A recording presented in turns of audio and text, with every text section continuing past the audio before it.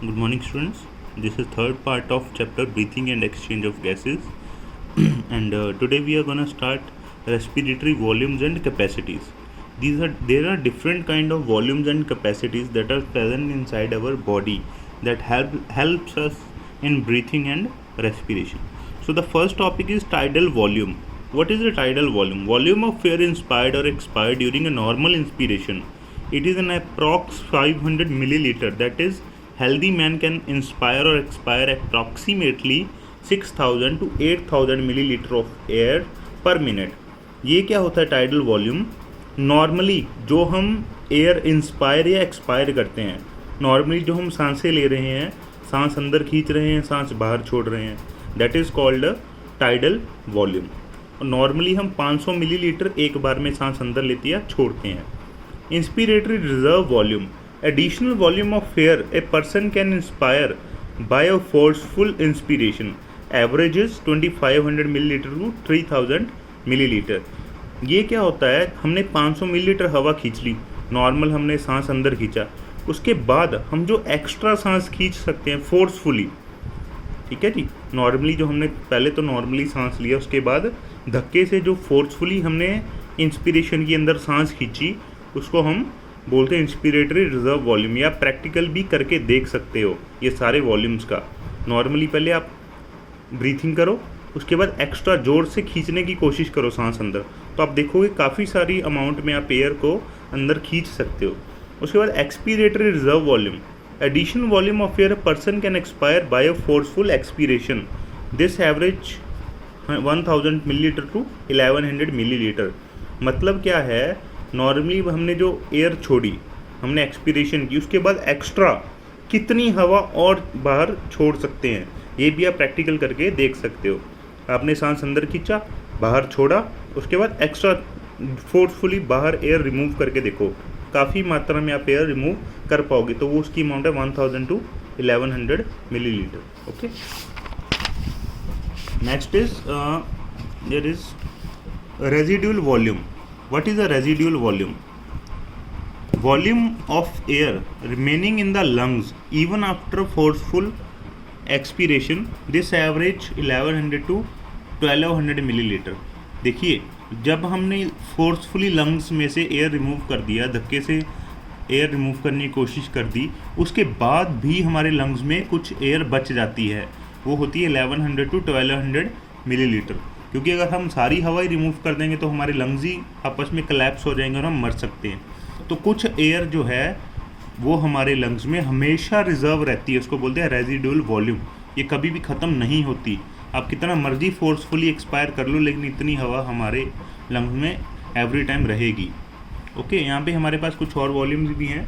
Inspiratory capacity IC, total volume of air a person can inspire after normal expiration. देखिए, अब इसको ध्यान से समझिए इन चीज़ों को. हमने एक नॉर्मल एक्सपीरेशन की, अब हमने पढ़ा था नॉर्मल एक्सपीरेशन में हम कितनी एयर को रिमूव करते हैं, 500 मिलीलीटर. उसके बाद हम कितनी टोटल वॉल्यूम ऑफ एयर खींच सकते हैं, इंस्पायर कर सकते हैं, उसको बोलते हैं इंस्पिरेटरी कैपेसिटी. अब ये क्या आएगा? Tidal volume plus inspiratory reserve volume. देखिए, हमने 500 मिलीलीटर हवा रिमूव कर दी. ओके, 500 मिलीलीटर तो ऑलरेडी हम खींच सकते हैं, जो टाइडल वॉल्यूम है हमारा. उसके बाद IRV भी खींच सकते हैं, एडिशनल वॉल्यूम ऑफ एयर भी हम खींच सकते हैं. तो ये दोनों मिला के क्या बन जाता है? Inspiratory capacity. Expiratory capacity, total volume of air a person can expire after normal inspiration. अब हमने सांस अंदर खींचा तो लगभग 500 मिलीलीटर हमने एयर अंदर खींच ली. उसके बाद टोटल वॉल्यूम हम कितनी रिमूव कर सकते हैं, टोटल एयर कितनी रिमूव कर सकते हैं? एक तो जो 500 मिलीलीटर हम नॉर्मल एक्सपीरेशन में रिमूव करते हैं वो करेंगे. एक जो additional volume of air expire कर सकते हैं हम, एक्सपीरेटरी रिजर्व वॉल्यूम, लगभग 1100 मिलीलीटर, वो भी रिमूव कर सकते हैं. तो ये दोनों को मिला के क्या आ जाएगा? Expiratory capacity. एक तो देखिए, नॉर्मल इंस्पिरेशन के बाद हम कितनी total volume of air remove कर सकते हैं. क्या आ गया इसमें? TV plus ERV. Functional residual capacity, volume of air that will remain in the lungs after normal expiration. अब नॉर्मल एक्सपीरेशन हमने किया, नॉर्मली सांस छोड़ दी, 500 मिलीलीटर हमने एयर रिमूव कर दी. उसके बाद कितना हमारे लंग्स में बच गया। एक तो वही जो हम एक्स्ट्रा और छोड़ सकते थे एयर, वो बच गई, मतलब एक्स्ट्रा और कितनी छोड़ सकते थे, 1000 से 1100 से 1200 मिलीलीटर। और फिर भी जो हम उसके बाद भी हमारे लंग्स में जो बच जाती है एक, वो बच जाएगी। वो भी कितनी थी, 1100 से अराउंड 1200 मिलीलीटर। ये दोनों क्या आ गए, फंक्शनल रेजिडुअल कैपेसिटी। आगे vital capacity, maximum volume of air a person can breathe in after a forced expiration.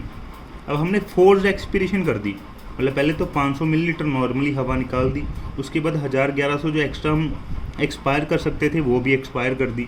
उसके बाद अब टोटल कितनी खींच सकते हैं, ठीक है, टोटल कितनी खींच सकते हैं, जो तो एक सबसे पहले फोर्सफुली एक्सपायर की थी, पहले तो वो खींचेंगे 1000-1100, फिर जो नॉर्मली खींच सकते थे 500 वो खींचेंगे, और फिर जो एक्स्ट्रा हम खींच सकते हैं IRV इंस्पिरेटर रिजर्व वॉल्यूम वो खींचेंगे, लगभग 2000 से 2500 ml जो और खींच सकते हैं वो खींचेंगे।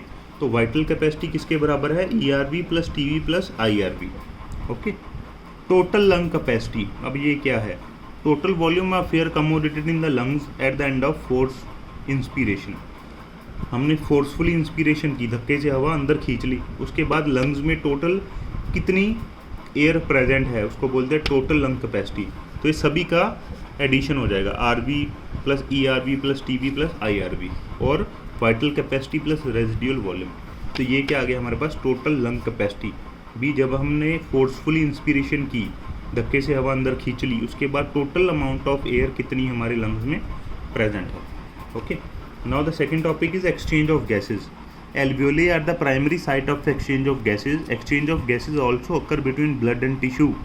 O2 and CO2 are exchanged in the site by simple diffusion, mainly based on pressure or concentration gradient that we have already discussed, that O2 and CO2 basically exchanged with the simple pressure or concentration gradient. Okay, solubility of gases as well as thickness of the membrane involved in diffusion are also some important factors that can affect the rate of diffusion. बिल्कुल कहते जो gases की solubility है, कौन सी gas कितनी ज़्यादा soluble है, ये भी डिपेंड करता है। एंड जो हमारी मेम्ब्रेन है, मेम्ब्रेन इसकी थिकनेस कितनी है ये भी डिपेंड करता है। अगर ज़्यादा लेयर थिक है तो एक्सचेंज ऑफ गैसेस कम होगा, नेचुरल सी बात है। अगर थिकनेस कम है तो गैसेस का एक्सचेंज जो है वो मैक्सिमम होगा।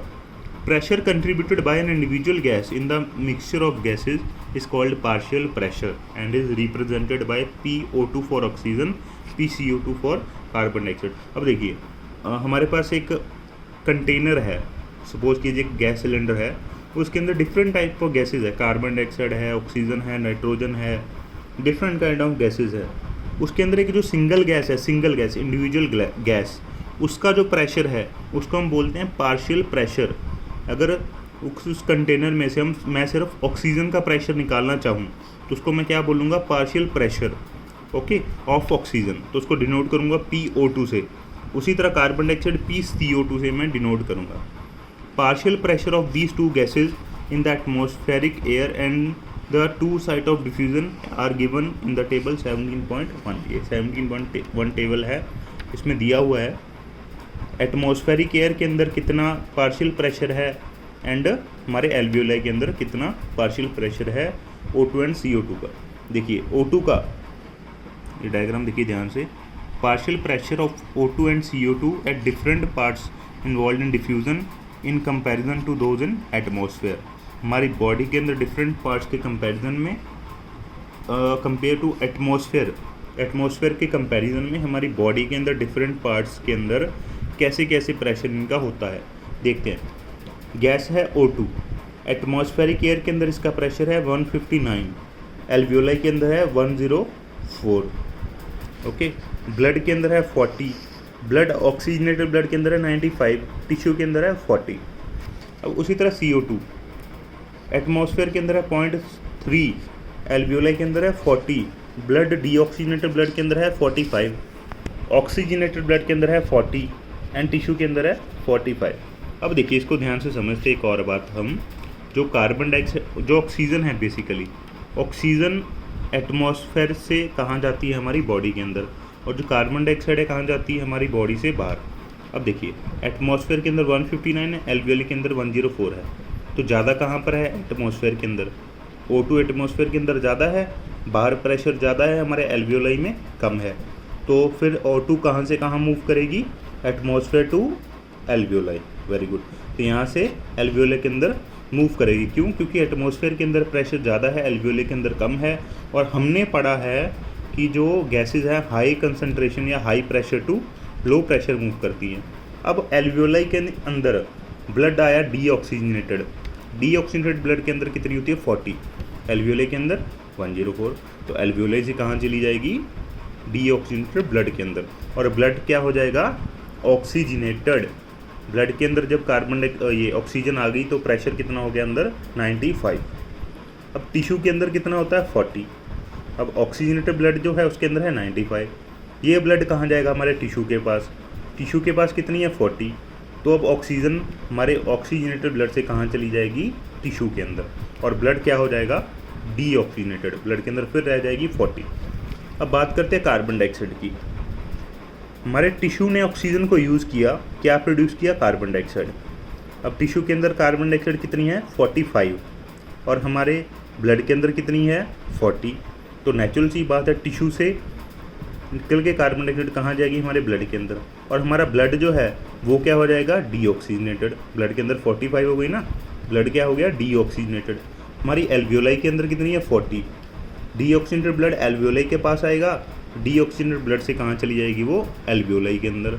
अब हमारे एटमॉस्फेयर में कितनी है 0.3, एल्वियोलाई के अंदर कितनी है 40। एल्वियोलाई कहाँ है, हमारी बॉडी के अंदर, हमारे लंग्स के अंदर। और फिर क्या होगा, एल्वियोलाई से जो कार्बन डाइऑक्साइड है वो कहाँ चली जाएगी, एटमॉस्फेयर के अंदर। तो this is the complete circle of exchange of gases. ये डायग्राम भी है यहाँ पर, आप इसको समझ सकते हो, सेम दिया है, inspired air, expired air. Okay, inspired air है, ये एक्सपायर्ड एयर है, ये सारा PO2 104 alveoli layer and PCO2 40, ये देखिए 104 40, ये सारा वही जो टेबल है दिया हुआ है। इसको आप जो भी हमने टेबल डिस्कस किया है उसके साथ कोरिलेट करके अंडरस्टैंड कर सकते हो। Thank you. आगे हम नेक्स्ट इसका जो है फर्दर टॉपिक आगे नेक्स्ट वीडियो में डिस्कस करेंगे।